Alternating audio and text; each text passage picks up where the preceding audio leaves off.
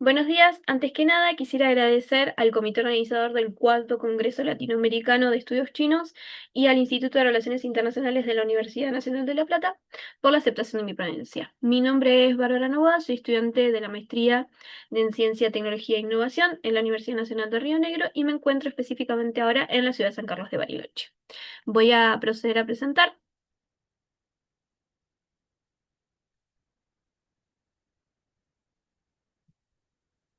Bien. El trabajo que voy a presentar se pregunta justamente cómo pensar la soberanía digital en Argentina en el marco de la cooperación sur-sur con China, tomando como un caso de estudio la empresa tecnológica estatal Altec, que se encuentra ubicada en la Patagonia, específicamente en la provincia de Río Negro. Mi propósito es mostrar que el vínculo con China no debe leerse únicamente en la escala nacional o diplomática, sino también debe leerse e interpretarse en los territorios provinciales, donde la soberanía tecnológica se juega de una manera muy concreta.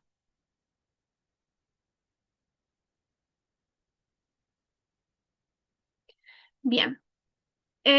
Parto específicamente de una atención, un análisis que hago del Plan Nacional de Ciencia y Tecnología e Innovación del 2030, que se promulga en el 2023, que promueve claramente la soberanía tecnológica y la transformación digital desde una perspectiva federal, es decir, una escala provincial. La pregunta es, ¿qué sucede justamente cuando estas promesas o intereses de soberanía bajan al territorio, a una provincia periférica de Río Negro como es la nuestra, en un contexto de financiamiento del sistema científico-tecnológico? Para eso yo lo respondo analizando el caso de Altec. Altec es una empresa estatal de alta tecnología que fue creada en Río Negro en 1985. Históricamente está vinculada al Polo Científico Tecnológico de Bariloche, donde yo me encuentro, y donde además también podemos encontrar las instituciones y otras empresas como el Centro Atómico, el Instituto Balseiro e INPAP. Ahora bien, ¿cuál es el rol de Altec? Altec cumple un rol central en lo que es la informatización del Estado provincial y atraviesa hoy un proceso que considero significativo, que es su transformación jurídica de sociedad del Estado a una sociedad anónima impersonal.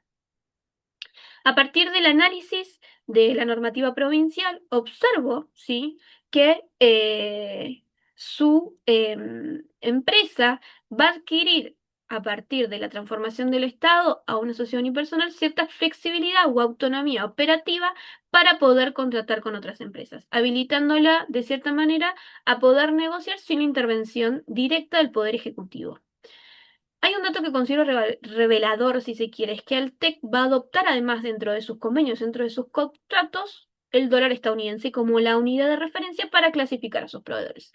Este detalle, que pareciera ser meramente técnico, nos muestra cómo una empresa pública queda inserta en las dinámicas del mercado tecnológico global y cómo su autonomía aparece condicionada desde el inicio por la dependencia tecnológica y las divisas externas. Ahora bien, no es solamente esto, sino que además debemos sumar que esta dependencia se va a volver cada vez más clara a partir del 2026, cuando nosotros documentamos, y es posible ser observado en la página oficial de Río Negro, un nuevo convenio entre Altec, es decir, la gran parte de la provincia de Río Negro, y Google, a través de un sistema operativo nuevo que le permite incorporar inteligencia artificial, capacidad de procesamiento de datos de última generación. Leído en claves de soberanía, esto va a consolidar una inserción subordinada dentro de las cadenas de valor global que escapan al control del Estado provincial. Ahora bien, aquí me voy a apoyar en un autor que es el autor que ustedes ven ahí en pantalla, que es Nochev, que justamente es quien señala que las grandes corporaciones tecnológicas terminan definiendo de manera indirecta las agendas tecnológicas de los estados periféricos, como los nuestros. El riesgo es que justamente esta modernización que se propone del Estado se reduzca a una mera transferencia pasiva de tecnología cerrada, sin desarrollo local de conocimiento. Sostengo claramente que esta soberanía digital deja de ser para mí una cuestión de propiedad estatal para volverse una cuestión de control, un control de datos, de la infraestructura crítica, de la capacidad misma de innovar de un Estado. Y es precisamente este punto que haré la pregunta para pensar otras alternativas a escala internacional. Y acá justamente llego al núcleo, digamos, de la presentación, que nosotros reconocemos que durante las dos últimas décadas China dejó de ser un actor para nosotros periférico para consolidarse como una potencia científica, tecnológica y digital del primer orden, proveedora global de telecomunicaciones, inteligencia artificial, computación en la nube, software y demás. Este desplazamiento transforma la manera en que América Latina se inserta en el mismo sistema internacional. Si durante el siglo XX la cooperación tecnológica estuvo concentrada en el norte global, la consolidación de China nos abre a nosotros la posibilidad de construir vínculos de cooperación entre países del sur-sur, que además esto de la cooperación sur-sur ya se enuncia en el Plan de Ciencia y Tecnología del 2030, ¿sí? Como algo viable, posible de ser pensado a escala nacional, como una meta, un horizonte. Ahora bien, cuando nosotros pensamos por qué sería una estrategia viable, por qué la cooperación con China podría ser algo viable y no simplemente, si se quiere, una forma de dependencia como lo es con otras potencias.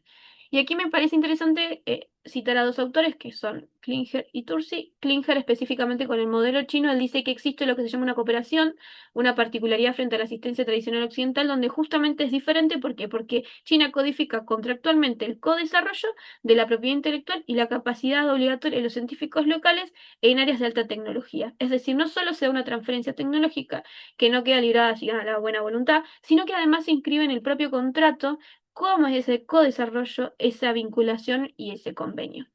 Y Tursi nos va a mostrar que a su vez los memorandos y los planes de acción que se han firmado con China funcionan con matices, donde el financiamiento de la misma infraestructura que se va a desarrollar crítica queda legalmente ligada a la transferencia del conocimiento, obligando a los estados receptores a diseñar políticas de mediano plazo para poder asimilar y territorializar esa tecnología. ¿Sí? Si bien estos antecedentes corresponden a sectores como las ciencias espaciales o la ingeniería nuclear, que es a donde ellos se abocan y desarrollan, es interesante pensarlo a nosotros esto a nuestra escala local y a nuestras capacidades locales de desarrollo tecnológico. Por eso Altec no es en sí, si se quiere, no tiene nada que ver con la tecnología espacial o la energía nuclear, pero sí podría ser un punto de partida el pensar estos modelos de vinculación, estos esquemas, para poder incorporar tecnología de otra manera a nuestras capacidades locales. Es exactamente ese contraste con la lógica de los servicios cerrados, si se quiere, que presentan los acuerdos, por ejemplo, de Altec con Google. Bien. Esto no es abstracto, existen agendas bilaterales que ya se han consolidado, entre esos tenemos la del 2014, que es la Asociación Estratégica Integral, que es esta se da entre Argentina y China, que se firma y tiene que ver con la infraestructura, la energía, las telecomunicaciones, la investigación científica. La posterior adhesión de Argentina a la iniciativa de la Franja de la Suela, de la Franja, perdón, y la Ruta de la Seda China, que profundizó esta agenda, y acá tenemos al autor Sebas Schulz también, que nos habla de estas inversiones, cómo se coloca la infraestructura digital como un componente central en las nuevas dinámicas de las geopolíticas contemporáneas. Si nosotros pensamos también si esto generaría una mirada crítica, ¿no? Una cooperación y no una nueva dependencia, yo quiero pensar justamente que no es que nosotros no reconocemos que existen vínculos que son asimétricos, porque China claramente es una potencia, nosotros seríamos la periferia, pero sí es verdad que China posee una capacidad científica industrial superior, pero a su vez también existe siempre eh, una construcción de conocimiento diferente al norte global, desde lo contractual hasta lo vincular, si se quiere. Ahora bien, la diferencia entre una cooperación que fortalece la autonomía y otra que reproduce la dependencia no está para mí en la elección del socio, sino en las condiciones que se da ese acuerdo, que claramente China demuestra. Cuando la cooperación incorpora transferencia tecnológica, formación de recursos humanos y fortalecimiento de las empresas públicas, se convierte en una herramienta de autonomía, que es a donde deberíamos apuntar. Para una empresa subnacional como Altec, esto significa poder acceder a acuerdos que incluyan transferencias real de conocimiento y no solamente servicios tecnológicos contratados. El caso del TEC entonces nos va a revelar claramente que existe una desconexión profunda. Mientras la política exterior nacional promueve alianzas del sur-sur para diversificar, promover y dependencias en la práctica cotidiana, las empresas provinciales acorraladas por la falta de financiamiento terminan recurriendo a soluciones inmediatas del norte global. La retórica de la soberanía y la realidad material de los territorios avanzan claramente por caminos separados, dentro además de un contexto en donde si bien el plan se formula y se construye en el 2023 pensado para el 2030, hoy actualmente los gobiernos que estamos inscriptos, por lo menos desde estas periferias o dentro de nuestro territorio nacional argentino, claramente van en contra de todas estas políticas y estos tipos de desarrollo. Em, Mi trabajo entonces va a sostener en consecuencia que la cooperación sur-sur con China va a representar una alternativa geopolítica válida para contrarrestar la hegemonía monopólica del norte global, pero que hoy permanece claramente desconectada con las realidades subnacionales como la nuestra o a escala regional, provincial.